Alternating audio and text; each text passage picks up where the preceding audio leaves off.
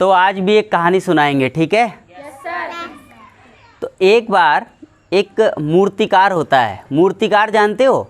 जो मूर्तियाँ बनाता है, यस सर। ठीक है? तो वो इतनी अच्छी मूर्ति बनाता है, बहुत अच्छी मूर्ति बनाता है वो, समझ रहे हो आप? Yes sir. कि ऐसा लगता है कि अगर वो शिवम को बना दे मूर्ति तो पहचानना मुश्किल हो जाएगा कि असली शिवम कौन है और मूर्ति कौन है। इतनी अच्छी मूर्ति बनाता था वो।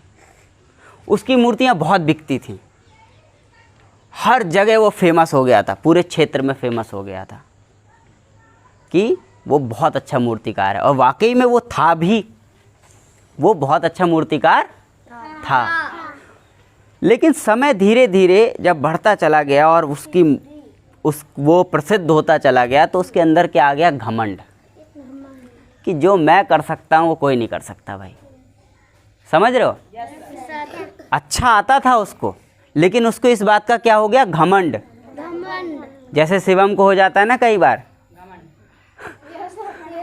पढ़ाई में कि मुझे सब आता है, तो वैसे ही उसको घमंड हो गया भाई कि जो मुझे जैसा मैं कर सकता हूँ वैसा कोई नहीं कर सकता। फिर एक दिन वो सो रहा होता है और उसको सपना आता है, रात को सपना आता है कि कल तुम्हारी मौत होने वाली है। समझ रहे हो? सपना आता है कि कल तुम मरने वाले हो, यमराज आएगा कल और तुमको ले जाएगा। और ये बात सत्य भी होती है, ये बात सत्य भी होती है कि वो शायद कल मर जाता। रात भर बेचारा उठ के बैठता है, सोचता है क्या करूं क्या करूं क्या करूं, बहुत परेशान रहता है। उसके दिमाग में एक आइडिया आता है, मस्त आइडिया। वो क्या करता है कि अपने जैसी 10 मूर्तियां बना देता है,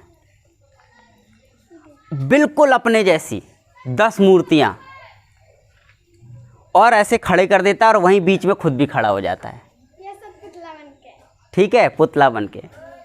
यमराज आता है कंफ्यूज, ये असली कौन है, किसको ले जाऊं? बड़ा कंफ्यूज होता है बहुत देर। वो भी सबको देखता है, सबको छूता है, उसको कुछ समझ में नहीं आता। जब उसे कुछ समझ में नहीं आता, सब उसे एक जैसा लग रहा होता है कि सब चीज़ तो एक जैसी है, तो वो क्या करता है, सबको चेक कर रहा होता है। चेक करते करते अचानक से बोलता है, जिसने भी ये मूर्तियाँ बनाई हैं बहुत अच्छी बनाई हैं, बस एक कमी रह गई, ये वाली जो मूर्ति है इसका कान टेढ़ा कर दिया। बाकी के तो सबके कान ठीक हैं, इसका वाला कान टेढ़ा है। और जैसे ही उसने ये बोला कान टेढ़ा है, जो मूर्तिकार था वो बाहर निकल के बोला, दिखाना जरा कहाँ कान टेढ़ा है?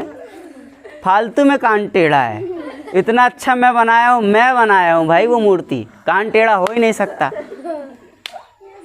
तो यमराज बोला, हमको भी पता है कान टेढ़ा नहीं है, लेकिन हमको तुमको चाहिए था। और वो उसको ले जाता है। तो इस कहानी से क्या शिक्षा मिलती है? घमंड। उसको अपने ऊपर विश्वास ही तो था, इतना घमंड था कि उसे लगा कि मैंने जो किया वो हो ही नहीं सकता, और इस वजह से वो सामने आ गया।